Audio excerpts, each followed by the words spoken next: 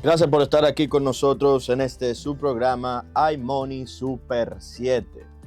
Hoy siendo un día interesante, sobre todo que esperamos que las personas que nos escuchen estén cuidándose. Sabemos que el día de hoy todavía estamos en tema de tormenta. Si uno ve hacia afuera, aparecen, ¿verdad?, esas nubes medias sombrías, que con todo y todo debemos de cuidarnos, ojalá y no pase nada.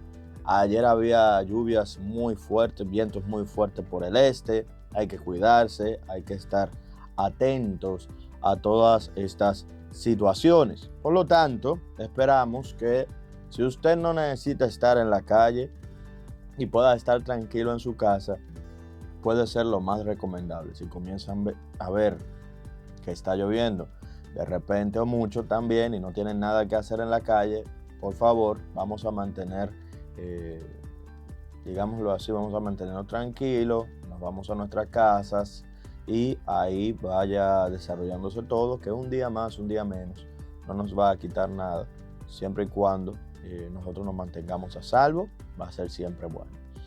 Dicho esto, el día de ayer también fue interesante para aquellas personas que dan seguimiento en las redes sociales y en todos los lados al presidente Luis Abinader y a los diferentes periódicos. ¿Por qué digo que fue interesante? Porque sabemos que en agosto, 16, 17 de agosto, siempre salen las declaraciones de nuevo cambio de gabinete, cosas que puedan moverse, situaciones distintas. Bien, algo normal. Sin embargo, el día de ayer nos sorprendieron algunas nuevas designaciones y unos nuevos cambios que van en instituciones interesantes. Entre ellas, la primera institución que llama muchísimo la atención es el cambio en el Banco de Reservas, el cual pasa a ser el nuevo presidente del Banco de Reserva. Termina Samuel Pereira su gestión y entra el doctor Leonardo Aguilera. Antes de hablar un poco del señor Leonardo Aguilera, me gustaría recalcar de manera importante el gran trabajo que hizo el presidente Samuel Pereira en la institución del Banco de Reserva. Una institución que 100% se mantuvo durante su gestión en el corazón de la gente, en el trabajo de la gente, apoyando a la gente, presentando no solamente más cercanía con el pueblo, recordando que este es un banco que, aunque tiene calidad de privado, es también el banco considerado el banco del gobierno, dado que el dueño accionario de este banco es el mismo gobierno. Y digo esto porque muchas personas tienen, el Banco de Reserva tiene que tener una línea muy alineada a los intereses del gobierno. Y lo hace no necesariamente porque le toque, sino porque, busca aportar también al mismo crecimiento de los planes del mismo gobierno de manera positiva. Y digo de manera positiva porque durante la gestión de Samuel no solamente se aportó y se apoyó a muchos negocios, a muchos lugares, a muchas instituciones, sino que también fue realizado de una manera inteligente, porque durante todo ese proceso se vieron que las finanzas de la institución del Banco de Reservas se mantuvieron muy, muy saludables. El sistema financiero, el sistema bancario también lo vio reflejado a través de los diferentes informes de la Superintendencia de Bancos, en donde estas instituciones reconocían que el Banco de Reservas era uno de los pilares de la estabilidad financiera dentro de la estructura nacional. Entonces, felicitar a Samuel Pereira por esa gran gestión, y él lo pasan, porque no fue que lo mandaron a su casa, sino que lo pasan a ser el nuevo presidente de la refinería dominicana. Esto es un reto interesante que me parece que ya luego de haber manejado el Banco más grandes de nuestro país, Samuel va a poder hacer un trabajo espectacular. Algo que se vio, un hombre que hizo que dentro del Banco de Reservas se vieran unas estructuras más claras, un sistema organizacional mucho más claro, avances tanto en tecnología como también avances en gestión, una continua preocupación por el bienestar también de sus colaboradores, así como también del resto del pueblo de la República Dominicana. Y esto se ve reflejado, también lo digo, en su popularidad digamos, la gente habla como funcionario, pero en verdad el puesto del presidente del Banco de Reserva no cuenta como un funcionario, pero la gente lo ve como tal. Y bueno, tiene esa popularidad también relacionada. Aquí también decir que dentro de la refinería dominicana tendrá nuevos retos y esperamos lo mejor para el mismo. Dicho esto, ¿quién entra al Banco de Reserva como presidente ejecutivo de este banco? Y es el doctor Leonardo Aguilera, el cual, hay que ir entendiendo esto, fue un cambio, digamos un intercambio entre las dos instituciones. Este fue presidente también del Consejo de Administración de la Refinería Dominicana de Petróleo del 2020 a la fecha, o sea que él cambia con Samuel de institución. ¿Quién es esta figura que tal vez dentro de Fidoncio no se conocía tanto, pero es una persona muy preparada? Es economista, especialidad en planificación y un doctorado también en economía. Fue reconocido como el economista del año en 1996, también reconocido como líder destacado de LATAM en la 19ª Cumbre Latinoamericana. También desde el 2024 se le reconoció su trayectoria en la consultoría política desde parte de la Asociación Latinoamericana de Consultores Políticos. Y bueno, como doctor al fin, es un autor de varios libros muy interesantes relacionados con diseño de práctica de campaña, economía dominicana y el nivel de tasa de cambio, economía y política económica, y también autor del libro Coyuntura Económica. Un hombre académico que sabe de economía y que tal vez es parte importante, este perfil un poco más económico, parte importante de lo que se esté buscando para los próximos años. ¿Por qué para los próximos años? Hay varias cosas que se están moviendo en el mundo y en el país a nivel financiero. Entre ellas hay una alerta, un llamado de atención importante de estabilidad que la República Dominicana se tiene que visualizar. ¿Y cuál es esta alerta que está prendida? Bueno, es que el gobernador del Banco Central,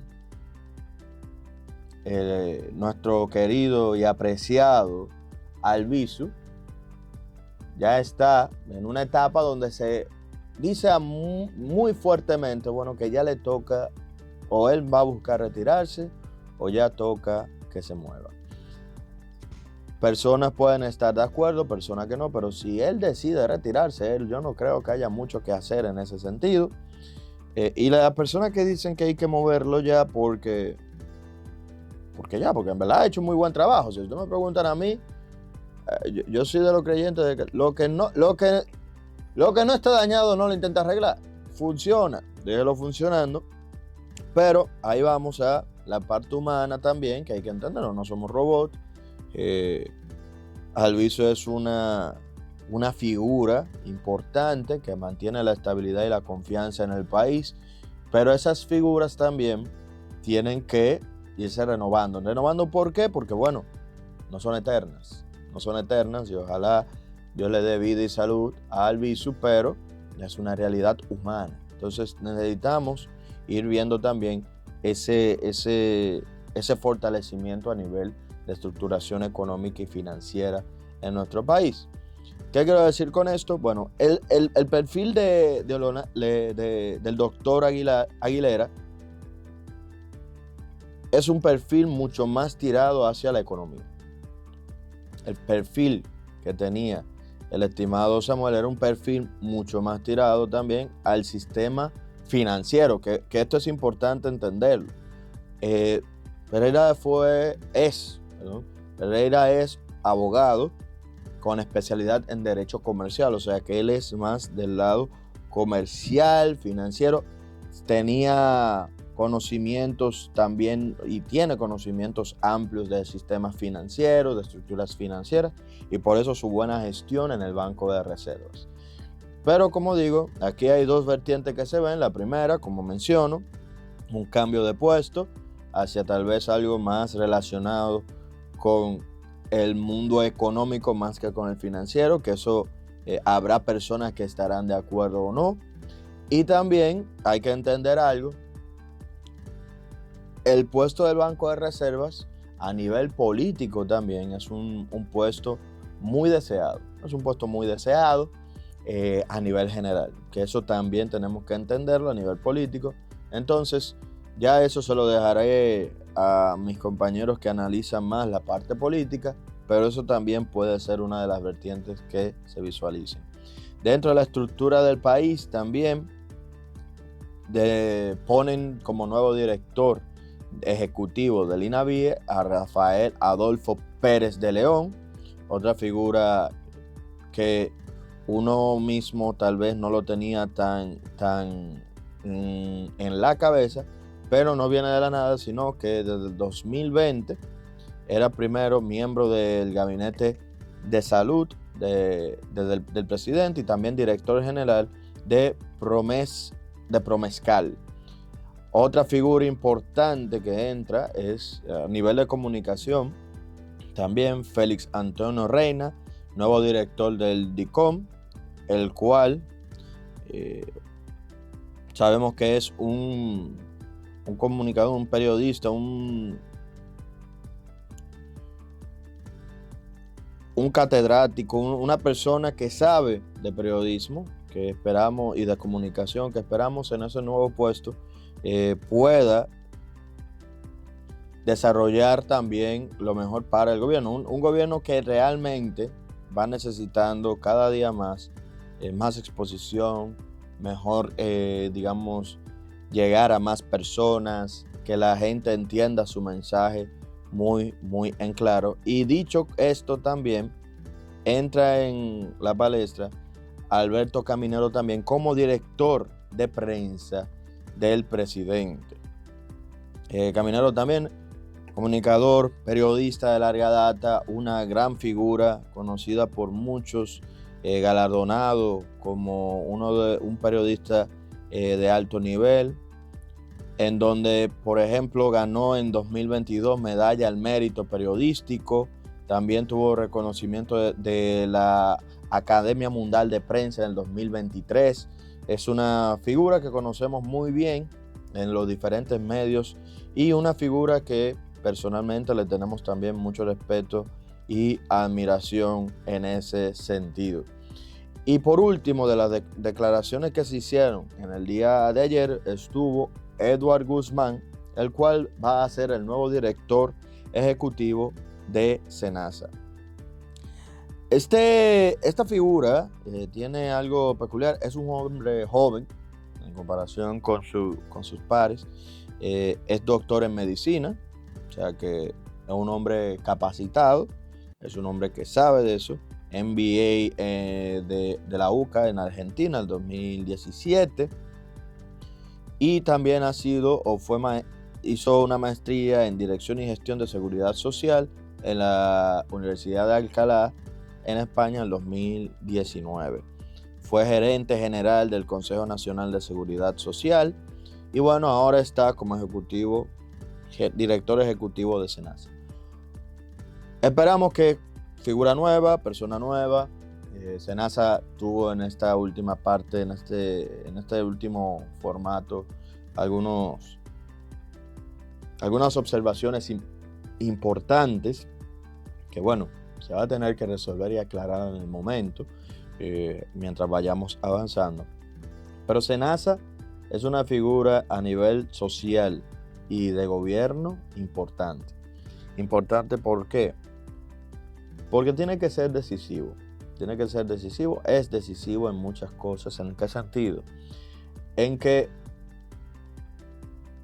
muchas personas ven Senasa como la salvación para muchas situaciones. Otras la ven para aprovecharse, que también sucede, no solamente en las de gobierno, sino también sucede en las privadas. Otros podrán verlo como una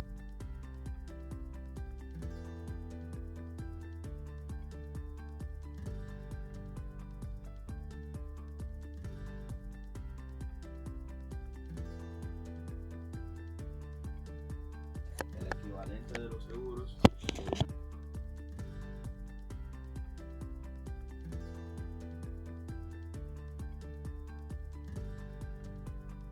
Pero de Senasa, y bueno, la relevancia de esta nueva designación dentro de la estructura de nuestro país. Como dije, fueron movimientos importantes, fueron movimientos interesantes, han sido movimientos interesantes. No fueron tanto como tal vez muchas más personas esperaban. Creo que había gente esperando que, a menos que vayan a salir en los próximos días, creo que había gente esperando que se movieran algunos que otros ministros, lo cual tampoco era razonable, entendemos nosotros, porque eso se hizo hace muy poco, se movieron algunos cuantos ministros. Estas figuras que se están moviendo ahora, entiendo, van más de la mano con un deber social y político, más que porque el cambio fuera 100% necesario. Como dije, hay figuras que, aunque uno también espera y entiende que le va bien en sus nuevos puestos, desplazan a figuras que uno entiende también que lo estaban haciendo bien en sus puestos. O sea que esperamos que esto sea principalmente para continuar mejorando estructura, que se finalizaron ciertos tiempos, ciertas figuras dentro del mismo gabinete o la misma estructura de gobierno que eran importantes, que simplemente fue un terminé, hay que continuar con sangre nueva. Y si es el caso, bueno, que sea para el bienestar del pueblo dominicano y de todos los que están también bajo el mandato de estas nuevas figuras, que como ya mencioné, entiendo, tienen todo el potencial para seguir avanzando, para seguir llevando el gobierno hacia un mejor espacio. Dicho esto, antes de ir a la pausa, también que es importante recalcar algo. El presidente Luis Abinader, nosotros estamos viendo que ha salido a hablar un poco sobre los diferentes apagones que hemos ido teniendo en nuestro país, bajo los criterios que se han manejado. Bueno, al parecer es que tuvimos avería en Punta Catalina, tuvimos algunas generadoras que no están generando lo suficiente o no generaron lo suficiente para poder apaciguar esa caída de Punta Catalina. Algo que durante estos periodos de tormenta, entiendo, son válidas las situaciones. Entiendo que hay personas que sí están en desesperación esperando saber qué va a suceder. Los apagones no le gustan a nadie. Ahora decirle a la gente que hay que quedarse en la casa, pero que también hay apagones, tampoco es algo, ¿verdad?, que le guste a nadie. Pero tenemos que entender que estamos en una situación delicada. Digo entender de parte de nosotros como ciudadanía, que estamos en una situación delicada y que lo más importante debe de ser cuidar nuestras vidas. Ahora, que de ahí a que también uno diga que cómo es que se le juntan tantos factores juntos, por desgracia, al gobierno, es una situación que, bueno, debe de intentarse que se puede, o se debe de buscar cómo evitarlas para el futuro. Evitarlas para el futuro, porque una ciudadanía, no una tormenta, sin luz, sin energía eléctrica, o con fallas en la energía eléctrica, no, más que calma genera estrés. Y uno en este tipo de periodo lo que se está buscando, lo que se debe buscar, es que haya calma, es que las personas estemos más consciente. Y por eso también reconozco el bien que sale a hacer el presidente Luis Abinader cuando sale a decir, miren, estos son los problemas, no es nada del otro mundo, ¿verdad? Explicando qué ha sucedido, que nosotros más adelante podamos discutir por qué sucedió esto, por qué está pasando eso, es real, pero que por lo menos tiene una explicación. Y cuando le damos explicación a las cosas, obviamente, todo puede fluir más tranquilo. Estimados y estimadas, hoy yo quiero hablar con todos ustedes sobre un punto que me parece importante tenerlo siempre en mente. Y es que la República Dominicana, dentro de nuestro entorno, dentro del sistema financiero dominicano, existe una institución que se llama Crédito Público. Crédito Público es la encargada de dar información sobre la deuda pública nacional. Y ellos han sacado el informe, como hacen de manera transparente y habitual, porque usted puede ir a Crédito Público a solicitar la información y todo, nada es un secreto. Dentro del informe de los que ellos dan está el informe de la deuda pública de la República Dominicana, y ahora vamos a ver el informe trimestre abril-junio del 2025. En general, nosotros, para dar primero un contexto general, el informe presenta la evolución de la deuda pública del sector público no financiero entre abril y junio de 2025, incluyendo deuda interna y externa, y la va desarrollando. El PIB nominal considerado para este 2025 fue de 8.5 billones, o el equivalente en dólares de 128.558 millones. Y el financiamiento neto máximo aprobado en nuestro presupuesto fue de 351.000 millones, o el 4.3% del PIB, con predominio de deuda externa.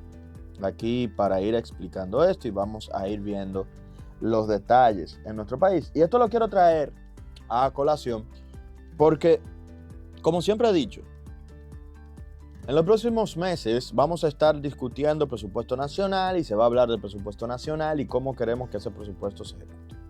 Muy válido. Dentro de ese presupuesto van a aparecer las deudas, los déficits, van a aparecer todo lo que nosotros durante el año entero nos vamos quejando.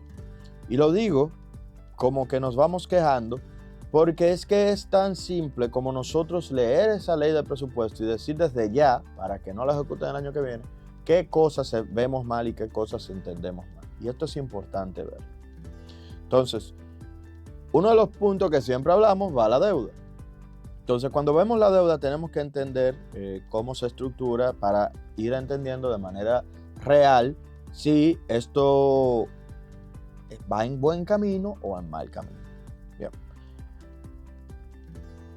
Continuando con los puntos, vamos a ver entonces, el saldo total de la deuda del sector público no financiero llega a 60.954.3 millones de dólares al 30 de junio del 2025, equivalente a 46.8% del PIB. Una deuda externa que llega a los 44.308.8 millones de dólares, siendo un total de 42.7% del total de la deuda, y la deuda interna son 16.645.5 millones de dólares, llegando a 27.3% del total. La deuda aumentó en 1.354 millones respecto al trimestre anterior. Vamos entendiendo esto, y aquí va el primer concepto importante. No es lo mismo endeudarse de deuda externa que de deuda interna. La deuda externa tiene sus características. Entre ellas, tiene la característica de que muchas veces son deudas con tasas de interés más bajas, y también tienen un riesgo cambiario asociado. ¿Cuál es ese riesgo cambiario? Que cuando yo recibo ese dinero del extranjero, normalmente lo recibo en dólares. Entonces, si la moneda nacional comienza a debilitarse o moverse mucho, yo no voy a poder calcular de una manera efectiva, si tiene mucha volatilidad, cuánto voy a necesitar de dinero durante el año. Porque si me dan en dólares, ¿verdad? Y yo lo que genero es pesos, que nos pasa a todos. Si yo tengo un préstamo en dólares, yo no necesito pagar pesos, yo necesito pagar dólares. Por lo tanto, tengo que buscar más dólares si el peso se va devaluando, generando así un riesgo asociado, aunque la tasa de interés sea más baja.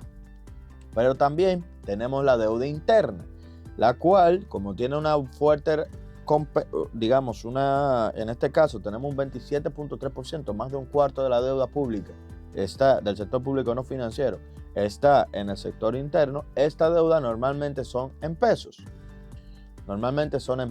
Entonces, esto lo que nos quiere dejar dicho es que esas deudas en pesos son mucho más estables para nosotros, porque nosotros generamos pesos y pagamos en pesos. Tanto así que hasta el mismo Banco Central es el que tiene el control de cuántos pesos hay en la economía. Sin embargo, este tiene la peculiaridad que como nuestro país tiene un alto nivel de riesgo, normalmente necesita o requiere una tasa de interés mayor que cualquier moneda en el extranjero. Y esto también lo vamos a ir profundizando dentro de diferentes indicadores. Entonces, viendo a los indicadores de riesgo, tenemos el riesgo cambiario, el cual bajó, bajo el criterio que le mencioné, de un 66.9% a un 65%, gracias a emisiones realizadas en moneda local. El riesgo de financiamiento también aumentó en tiempo promedio de vencimiento, aumentó a 10.5 años, o sea, esto quiere decir que en promedio los préstamos que tenemos van a terminar en 10.5 años, eso dependiendo del criterio de cada quien, puede ser bueno o malo, porque se puede ver que se va endeudando a futuras generaciones. Mientras este número va aumentando, entiendo yo que son financiamientos que son más fáciles de estructurar en el tiempo. Hay gente que no, que tal vez quisiera que los préstamos se pagaran mucho más rápido, pero obviamente mientras más se aumenta el préstamo, sí, también el vencimiento se aleja más en el tiempo, uno puede pagarlo más cómodo. En otras palabras, si a usted le prestan 100,000 pesos para el mes que viene, usted el mes que viene tiene que conseguir 100,000 pesos. Si se lo prestan para el año que viene, usted no solamente va a tener que conseguir, usted no va a tener que buscar eso el mes que viene, sino que tal vez pueda pagar de 10,000 o de 11,000 pesos mensual y está mucho más cómodo. Esa puede ser la aclaración más importante en ese sentido. Cuando vemos tasa de interés, tenemos que, lo que ya dijimos, a nivel externo tenemos una tasa más baja que a nivel interno, con la tasa promedio de interés de la deuda externa de 6.6% y la deuda interna de 10.7%, teniendo un total en promedio de 7.7%. Entonces, analizando en este caso las tasas de interés, también tenemos que ver cuáles fueron o puede ser interesante ver cuáles fueron los costos más relacionados a estas tasas de interés. Y es que, bueno, cuando nosotros hacemos esa comparativa simple de ver la tasa de interés externa en 6.6 y la interna en 10.7%, ahí uno ve un primer llamado.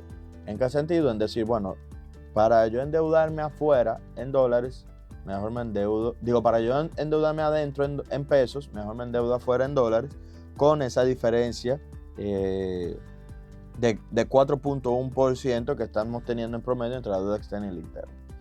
Esto puede ser un llamado real. Sin embargo, también hay que entender que cuando uno se endeuda en moneda externa, insistimos, hay que recordar el riesgo cambiario. Esa moneda no se queda igual, esa moneda también se va aumentando, va revalorizándose. Entonces, eso también genera preocupación. Hasta ahora hemos tenido un buen balance y entiendo que hacia donde deberíamos de ir es aumentar la deuda interna. ¿Por qué? Porque aunque tengamos una tasa de interés más alta a nivel interno, la deuda interna, nosotros como país tenemos control sobre esa moneda. Y es justamente lo que sucede con los Estados Unidos. Los Estados Unidos pueden endeudarse hasta más del 100% de su PIB. Es simple y llanamente porque ellos controlan el dólar. Y como ellos controlan el dólar, la deuda, digámoslo así, tiene mucho menos riesgos asociados. Si nosotros nos embarcamos hacia un camino de seguir aumentando la deuda interna, que es la deuda que va a estar asociada a nuestra moneda, nosotros vamos a tener un mejor control de la misma. Analizando a profundidad la deuda externa y la deuda interna, vamos a ver cómo está representado. Primero, la deuda externa representa el 34% del PIB. Los acreedores oficiales representan un 23.1%, de los cuales tenemos 18.1% multilaterales. Eso entra el BID, el Fondo Monetario Internacional, los diferentes organismos financieros de la ONU. Todo esto que son multilaterales, que no es solamente un país que te presta, sino, digámoslo así, muchos países. Y están los bilaterales, que son 1 a 1. Ahí llegamos a un 5%. Cuando digo de 1 a 1, puede ser préstamos que vengan directamente de los Estados Unidos, préstamos directamente de China, préstamos directamente de Europa, de un país específico de Europa, porque creo que la Unión Europea entra también en multilaterales. Depende de cómo uno entre en concepto de esto. Ustedes saben que la Unión Europea son varios países, aunque se manejan como uno hasta cierto punto. La otra parte de los préstamos que se representan dentro de la deuda externa son de acreedores privados con un 76.9%, principalmente bonos en el extranjero. La moneda encontrada son del 84.1% en dólares y 14.2% en pesos emitidos en mercados internacionales, que esto también, como dije, es uno de los hitos que nos caracterizaron en nuestro país, poder posicionar moneda nacional en un mercado internacional. Los desembolsos trimestrales llegan a los 457.4 millones de dólares, 57.4 millones para proyectos de inversión y 400 millones para apoyo presupuestario. Las nuevas contrataciones aprobadas por Congreso son de 275 millones, incluyendo proyectos eléctricos, de saneamiento y también de salud. Los bonos soberanos externos tienen la tendencia al alza en precios, aunque algunos de largo plazo siguen a descuento. Eso quiere decir que los nuevos que van apareciendo con tasas más altas, mientras que los más a largo plazo tienen cierto nivel de descuento, o sea que se están comprando más, o sea, le está dando una mayor prioridad en precio a la situación actual. La deuda interna, como lo vemos, tiene un total de 986.599.5 millones de pesos, equivalente a 16.645 millones de dólares, y está compuesto por un 86% de los bonos del Ministerio de Hacienda, algo esperable, algo natural, ¿verdad? El gobierno es el que está buscando ese dinero, entonces sale a buscarlo a los mercados locales. Bonos para la recapitalización del Banco Central, que llegan a 13.4%, y la banca local con un 0.6%. La moneda son 90.5% en pesos y 9.5% en dólares. La tasa a la que se mueve, esa tasa de interés que tiene, son de 99.9% en tasa fija en la deuda interna, y durante abril y junio no hubo nuevas emisiones de bonos locales, solo desembolsos menores a instituciones públicas según el mismo informe. El plan de recapitalización del Banco Central mantiene un saldo de 132.361.9 millones de pesos, lo que equivale a 2.233 millones de dólares. Continuando con los datos, la deuda del Tesoro y contingente se autorizaron para emitir letras del Tesoro por 40.000 millones de pesos, lo que equivale a 675 millones, sin saldo vigente al 30 de junio. Que esto es algo interesante. Aquí lo que estamos diciendo es que La deuda de nuestro país, digamos, esas letras del tesoro son normalmente pagadas a muy, muy corto plazo. Son cortoplacistas. Eso quiere decir que en los próximos 2 meses, 3 meses, se devuelve ese dinero.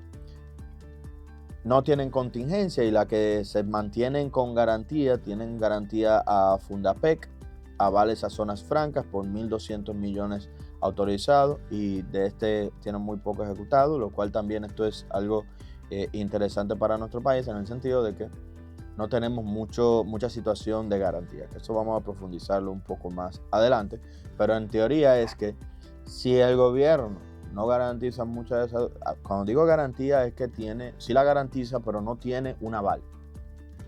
Por ejemplo, si el gobierno no tiene alguna situación o pasa algo, no está obligado a entregar alguno de los activos, sino que bueno, baja nuestra clasificación, tiene un sinnúmero de problemas asociados, sí, pero los activos que tenemos como país no se van a ver afectados, que eso también es algo bueno. Eso es como cuando te dan un préstamo sin garantía, ¿verdad? Tú vas, ellos están confiando en ti, el banco, la institución financiera están confiando en ti y bueno, tú deberes pagarlo, devolver ese dinero. Y si tú no le pagas por X o por Y, porque de verdad te pasó una situación grave, bueno, tu clasificación baja, pero tu vida continúa relativamente tranquila porque no te van a quitar la casa, no te van a quitar el carro, ni nada por el estilo. Eso es importante también entenderlo como algo positivo para las instituciones. Tienen confianza y como tienen confianza, bueno, como tienen confianza nos prestan más. Primero, nos prestan más barato y segundo, bueno, se puede ver en el riesgo asociado a nuestra deuda. Y dicho ese riesgo asociado, entramos en la parte que para mí es muy importante, la calificación de riesgo del país, en la cual podemos ver que nos mantenemos como un país estable.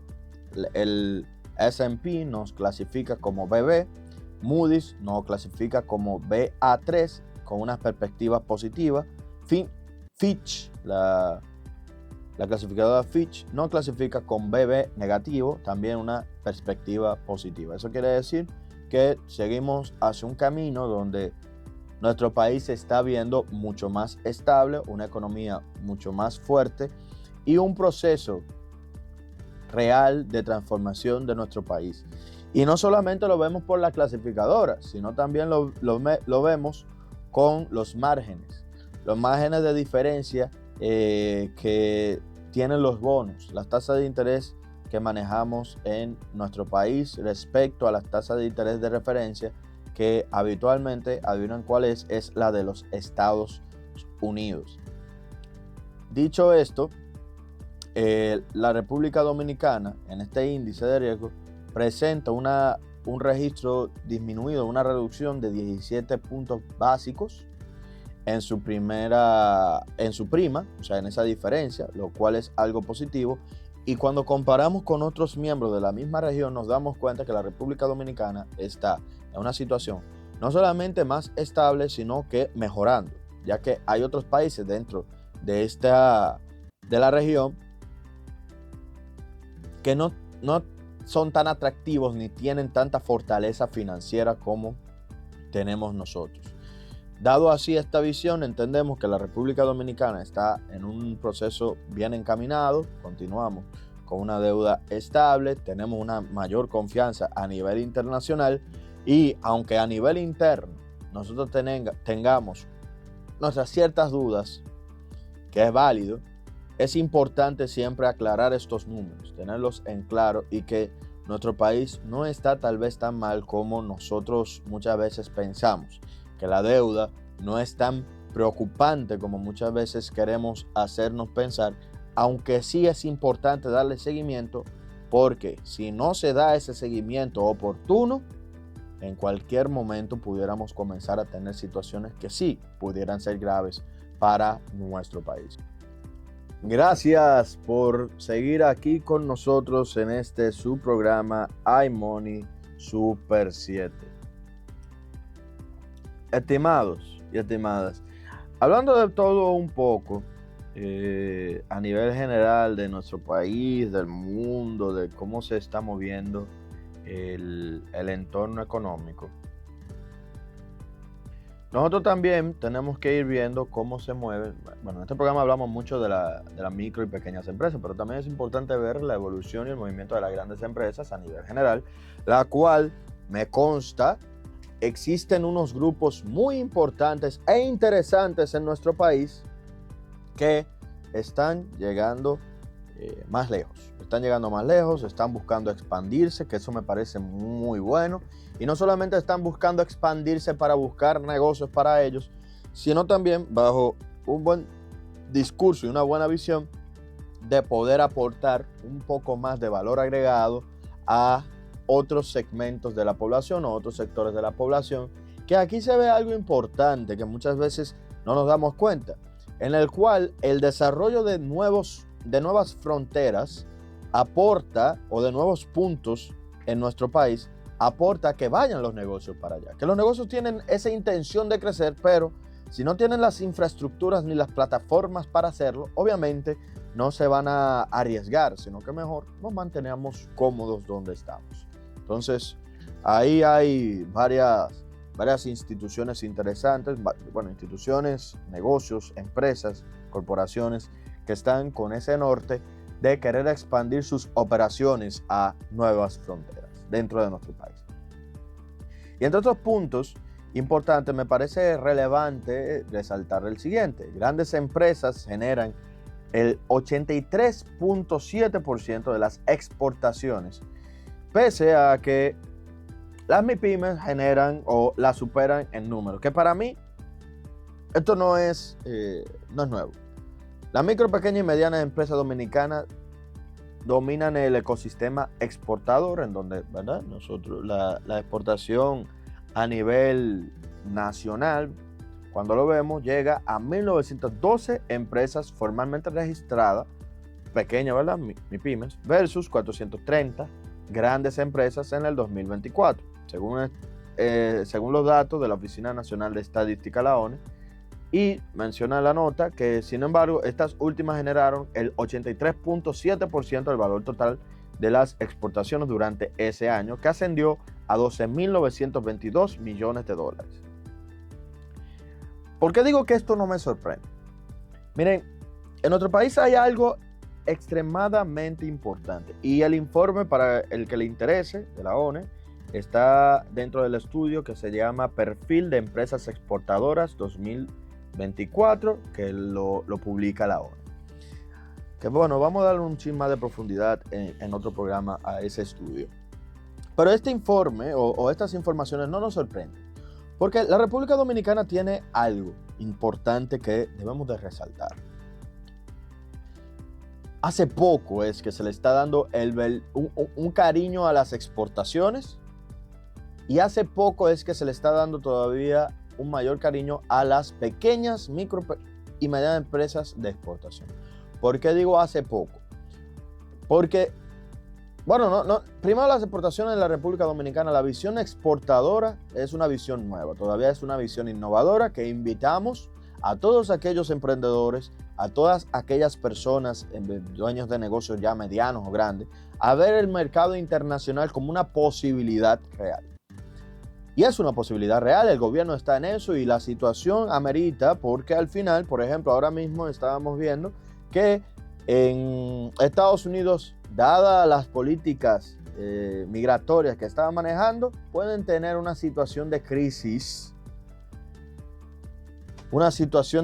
importante a nivel agropecuario. Entonces, eso puede ser interesante para que nosotros, país que nos importa mucho y somos buenos a nivel agropecuario, podamos exportar hacia allá.